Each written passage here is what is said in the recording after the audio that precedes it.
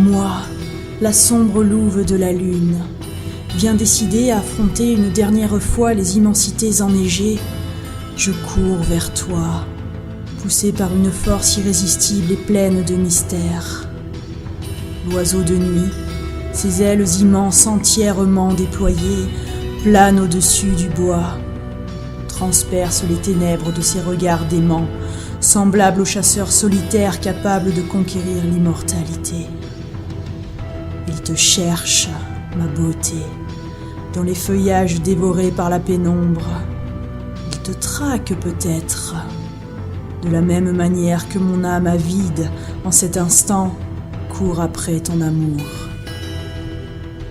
Une biche aux yeux tristes, soudain, croise ma route, et moi, la sombre louve de la lune, anéantie par mes propres rêves, détruite par mes idéaux et mes aspirations supérieures, ne songeant qu'à toi, à ton parfum encore lointain qui m'enivre déjà, me séduit en silence, me fait presque mourir, parce qu'il est le souffle d'un vent secret échappé des jardins exceptionnels du bonheur.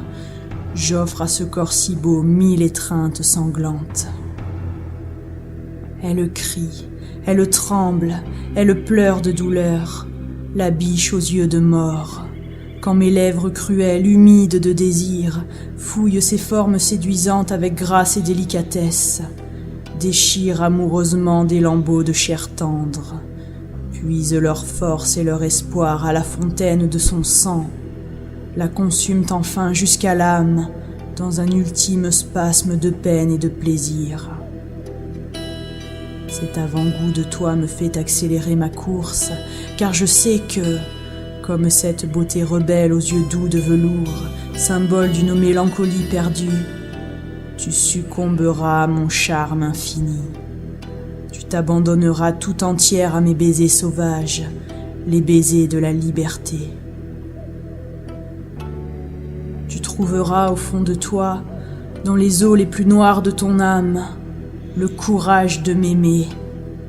Ce courage qu'aucune autre n'a jamais eu et qu'aucune autre, après toi, n'aura jamais. Ce courage qui t'emmènera jusqu'aux terres merveilleuses de la création, puis qui te détruira peu à peu. À mes côtés, tu goûteras le nectar suave de l'absolu, interdit aux simples mortels.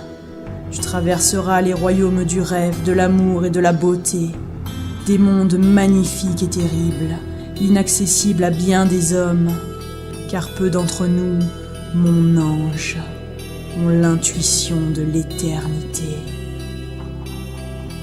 Étoile jumelle en perpétuelle métamorphose, astre du firmament à l'essence immuable, c'est ensemble et ensemble seulement que nous naviguerons vers la constellation glaciale des immortels, là où les secondes ne signifient plus rien, là où nous pouvons observer avec un regard froid le regard profond des neiges de l'éternel hiver, leurs hypocrisies infernales, leurs actions insensées, leurs songes pathétiques, uniformes, vides, communs, superficiels, leurs exigences tellement fades, tellement faciles à contenter, leur quotidien insignifiant que n'importe quel animal sauvage ne pourrait s'empêcher de détester et de détruire.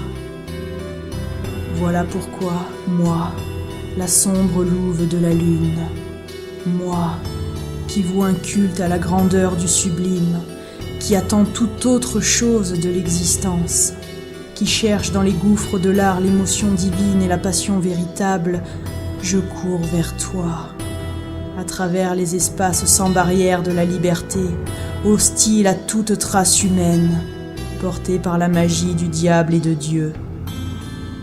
Et lorsque nous nous trouverons enfin à l'horizon de l'univers, nous deviendrons, dans le mouvement du silence, au royaume de la poésie, le couple de l'éternité, les sombres louves de la lune.